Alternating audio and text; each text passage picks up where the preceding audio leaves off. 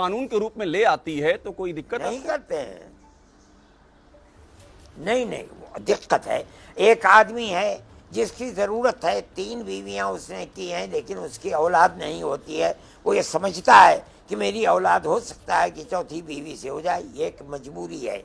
मान लीजिए एक मर्द है जो 80 साल तक बूढ़ा नहीं होता है, औरत तो 45 और 50 के अंदर बूढ़ी हो जाती है। अब उसे ज़रूरत है किसी बीवी, या तो इन सब को तलाक दे और या चौथी शादी करे, तीसरी शादी करे। इस्लाम ये नहीं कहता है कि तलाक दे दो, इस्लाम ये कहता है अपनी ज़रूरत को पूरा करो। आप एक दरवाजे को बंद करके कोई खैर का पहलू नहीं उसके अंदर रखते हैं, वो दरवाज़ा बंद हो जाएगा। लाख में से 2-4 आदमियों की ज़रूरतों को आप दरवाजे को बंद कर देंगे, ये कोई अच्छी बात नहीं है। मदनी साहब, आपसे मेरी इससे पहले जब बात हो रही थी, आपने एक बड़ी बात कही थी। आपने ये कहा था कि इस्लाम बराबरी की बात करता है। आपने पैगंबर साहब का हवाला दिया और आपने ये कहा कि उन्होंने भी बराबरी की बात की थी, और आपकी बात बड़ी दीगर मुझे बात लगी थी। आप मुझे बात समझाइए कि जब बराबरी की बात आप करते हैं तो मर्द को आप कह रहे हैं आदमी का 3 शादी से नहीं तो चौथी शादी से बच्चा हो जाएगा, तो औरतों के हक हुकूक का क्या होगा? अगर औरतें भी इस बराबरी की बात करें, जैसे मर्द को जो अधिकार मिलते हैं वही अधिकार अगर औरतें भी मांगने लगें तो हमारा समाज कहां जाएगा? फिर तो दोनों तरफ से शुरू हो जाएगा। तो इसीलिए एक तो कानून होना चाहिए ना जो सबके लिए समान हो। मतलब यह है कि आप कौन सा कानून चाहते हैं? अगर मर्द 2 शादी करता है तो बीवी को भी 2 शादी की इजाजत दी जाए, ये कहना चाहते हैं आप? दोनों को एक शादी की इजाजत हो, मैं ये कह रहा हूं। दोनों को एक पत्नी एक पति, ये जो कॉन्सेप्ट है इसमें क्या दिक्कत है आपको? दोनों के लिए एक जैसे अधिकार होंगे, जो मर्द के लिए वही औरत के लिए। ये बताइए कि अगर मर्द को जरूरत है दूसरी शादी की तो वो क्या करे? औलाद नहीं होती इस बीवी से, अब बताइए क्या करे? अब इसमें जो सवाल ये उठेगा कि आप मदनी साहब, आप बहुत ही आपकी जो समझ है उस पर मुझे कोई संदेह नहीं है। आपने बहुत ही अध्ययन किया है, धार्मिक ग्रंथों का अध्ययन किया है। लेकिन देखिए, जो नारीवादी हैं वो ये कहेंगे कि जरूरत क्या सिर्फ पुरुष की होती है, जरूरत औरत की भी होती है। और इसी पर मैं आपको आगे ले जाता हूं कि जो संपत्ति में बंटवारे का मसला होता है, आपके यहां अभी तक जो नियम है उसमें यह है कि जो औरत को हिस्सा मिलेगा वो मर्द के हिस्से का आधा मिलेगा। जो बंटवारा, जो उत्तराधिकार और बंटवारे का सवाल होता है, यहां है कि बराबर मिलेगा, यहां पर है बराबर मिलेगा।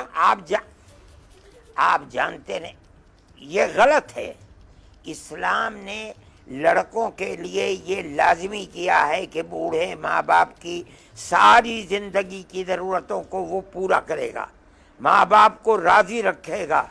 अगर वो माँ बाप राज़ी नहीं है तो हमारा अकीदा है कि अल्लाह उससे राज़ी नहीं है। लेकिन लड़की के लिए ये नहीं है। जब लड़की का हाथ दूसरे लड़के के हाथ में दे दिया गया, अब इस लड़की के लिए ये ज़रूरी है कि वो अपने शौहर को, जो उसका मर्द है, उसको राज़ी रखे, उसकी औलाद की परवरिश करे, वो माँ बाप को राज़ी रखे, ये उनकी खिदमत करे। ये लड़की के ऊपर नहीं है, लेकिन लड़के के ऊपर लाजिम है। अगर वो उनकी खिदमत नहीं करेगा तो अल्लाह उससे राज़ी नहीं रहेगा। ये चीज़ मर्द के लिए है। जब मर्द बुढ़ापे में माँ बाप के ऊपर खर्च करेगा, उनके लिए कमाएगा, उनके जूते सीधे करेगा, उनके लिए जिएगा, उनके लिए मरेगा, तो उसका हिस्सा भी माँ बाप के हिस्से में ज़्यादा दिया गया। और वो लड़की जो ब्याह के बाद दूसरे के घर चली गई, अब इस लड़की पर लाजिम है कि वो उस घर में जा कर के उनकी खिदमत करे। माँ बाप की खिदमत उसके ऊपर ज़रूरी नहीं है, उसको भी हिस्सा दिया गया, मगर इस लड़के का आधा दिया गया। आप ये नहीं समझते, नहीं जानते कि इस्लाम ने आधा दिया क्यों है, इसलिए ऐसी बात करते हैं। अगर इस्लाम को पढ़ लेते लोग, इस पर आपको सवाल में और ले लूं मदनी साहब। आप जो बातें कह रहे हैं, देखिए मुस्लिम महिलाएं भी सामने आ रही हैं, वो भी अपनी राय रख रही हैं। और आप जब मुस्लिम पर्सनल बोर्ड के आप जब नायब सदर थे तो वहां भी मुस्लिम महिलाएं थीं, हमने देखा था हैदराबाद में जो अधिवेशन हुआ था, आप खुद वहां गए हुए थे। जब मुस्लिम महिलाएं ये कह रही हैं कि हमको भी तो बराबरी का हक चाहिए, और वो भी हवाला दे रही हैं, धार्मिक ग्रंथों का हवाला दे रही हैं, कुरान शरीफ का हवाला दे रही हैं, वो कह रही है हमको बराबरी का हक दिया गया है और वो उसकी मांग कर रही है, कॉमन सिविल कोड क्यों ना दे उनको? वो नहीं जानती हैं इस बात को, इसलिए कह रही हैं। अल्लाह और उसके रसूल ने न उनके ऊपर माँ बाप की खिदमत की जिम्मेदारी दी है शादी ब्याह के बाद। और ना माँ बाप की दौलत में से उनको वो हिस्सा दिया जो जिम्मेदारी लड़कों के लिए दी गई है। लड़कों का मरना जीना माँ बाप के साथ है। अगर वो करोड़ रुपया भी खर्च है और है तो उनके लिए ज़रूरी है कि वो माँ बाप की खिदमत करें, उन्हें राज़ी करें। लड़की के लिए ज़रूरी नहीं है। जब वो घर में चली गई दूसरे की, उनकी खिदमत करेगी, अपने शौहर को राज़ी करेगी, उनके बच्चों की खिदमत करेगी, माँ बाप की खिदमत उसके ऊपर ज़रूरी नहीं है। इससे उसके हिस्से में मदनी साहब एक वो बच्चे जिनका जीना मरना माँ बाप की खिदमत पर है उनका।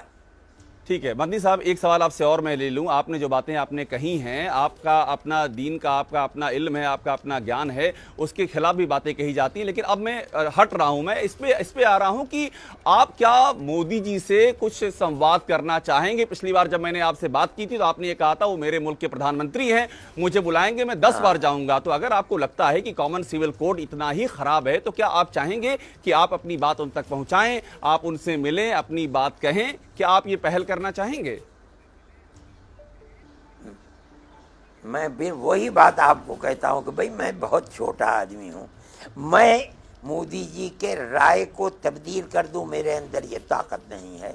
इसलिए मैं ये वाहियात काम नहीं करना चाहता। मैं फिर वही कहता हूं कि वो मेरे मुल्क के प्रधानमंत्री हैं। अगर वो मुझे बुलाएंगे 10 दफ़े तो मैं 10 दफ़े जाऊंगा। लेकिन मैं ये समझ लूँ कि मेरी बात का असर हो जाएगा और वो छोड़ देंगे, मैं नहीं समझता हूँ इस बात को। ये एक पॉलिसी है बीजेपी की कि मुसलमान और हिंदुओं को तकसीम कर दिया जाए और सिर्फ हिंदू के वोट के ऊपर हुकूमत बनाई जाए। इसलिए मैं नहीं समझता हूँ कि ये चीज़ मुफीद होगी। मैं छोटा सा आदमी हूँ, सड़क पर चलने वाला आदमी हूँ, अपने घर में बैठा हूँ और मेरी उम्र 82 साल हो गई, मैं अभी इस लायक भी नहीं हूँ। मदनी साहब, आपसे आखिरी सवाल लूंगा। आपको नमाज के लिए जाना है मुझे बताया गया है, इसलिए आपको और नहीं रोकूंगा। लेकिन एक आखिरी सवाल आपसे मैं ये जरूर लूंगा कि अगर जिस तरह से बीजेपी के पास सपोर्ट है इस समय पार्लियामेंट में, ये पास हो जाता है तब आप क्या करेंगे? आपने कह दिया आप एहतजाज नहीं करेंगे, आप सड़कों पर नहीं उतरेंगे, तो जब पास हो गया तो क्या करेंगे फिर? आप स्वीकार लेंगे इसको? फिर हम क्या कर सकते हैं? नहीं, हमारे पास ताकत नहीं है। अगर ये पास हो गया और कर दिया, बज़ोर ज़बरदस्ती कर दिया गया, हम क्या कर सकते हैं? हमारे पास कोई ताकत नहीं है। लेकिन मैं नहीं समझता हूँ कि जमहूरियत का नारा देने वाली कोई हुकूमत ऐसा करेगी। मेरा ख्याल ये है कि ऐसा नहीं किया जाएगा। इसके अंदर हिंदुओं की भी मुखालफत है। आज बयानात आ रहे हैं कि जो कुछ किया जा रहा है ये सियासत है, इसकी कोई वास्तविकता और हकीकत नहीं है। ठीक है मदनी मेरा साहब, ख्याल ये है कि गवर्नमेंट इस सिलसिले के अंदर नजर रखेगी। जी मदनी साहब, बहुत शुक्रिया हमको समय देने के लिए, अपनी बात कहने के लिए। आपकी जो बातें हैं यकीनन वो बातें उन पर भी रिएक्शन आएंगे और रिएक्शन भी हम आप तक पहुंचाएंगे। एक बार फिर से चलते हैं शिरीन के पास। शुक्रिया अभिषेक आपका। तो